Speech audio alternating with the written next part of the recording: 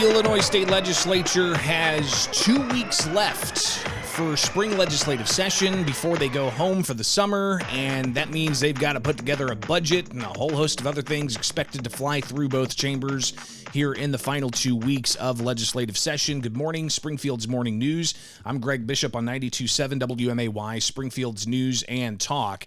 And just some of the things that they're talking about in the final 2 weeks of legislative session here includes a whole host of things. And one of them deals with creating a statewide recycling needs assessment advisory council. This passed the Illinois Senate. Here is State Senator Dave Kaler talking about that effort. There's still a bill in progress. We've got another amendment that we'll attach in the House, but I think this is a good first step if we're really serious about doing a statewide recycling effort, and we have to get all the stakeholders at the table.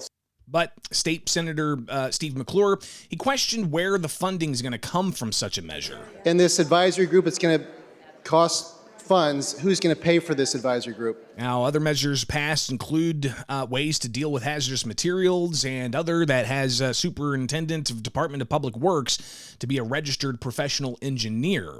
But they also discussed other measures that includes House Bill 2278, which passed the state legislature out of both chambers, dealing with cleaning up hazardous waste.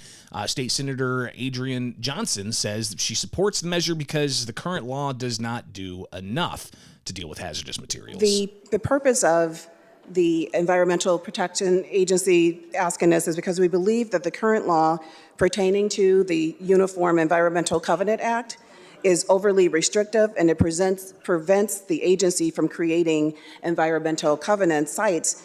But again, how exactly this is going to play out and how this is going to impact the farmers in various communities, State Senator Terry Bryant questioned that.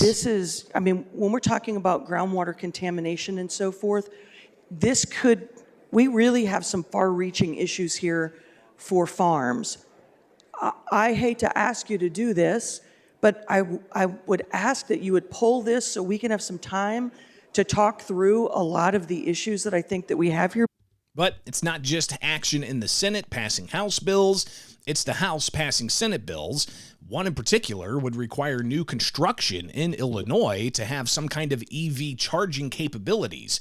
State Representative Robin Gable, she's the bill's sponsor in the House. Charging your car is a lot less expensive than buying gas, and we should make this as easy as possible for electric car owners. Well, that's State Representative Travis Weaver. He said the legislation is going to hit Illinoisans right in the pocketbook. I think that this is a bill that would add increased costs to consumers as they purchase new homes, and I also expect that it would have increased costs, upward pressure on energy prices, as it would have an upward pressure on energy demand.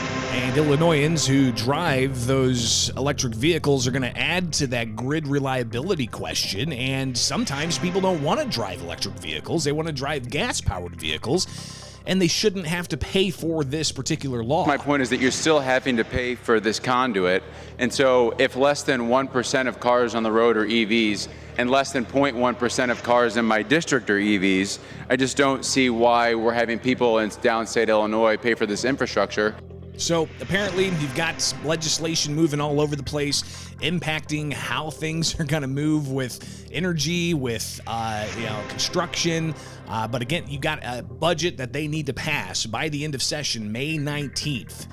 And the new budget begins July 1st. So we'll see how that all goes, especially with reports of decreased revenue heading into the new budget year. 2 weeks left for the spring session, and we'll be updating you on all of that and more. From the Fly SPI studio.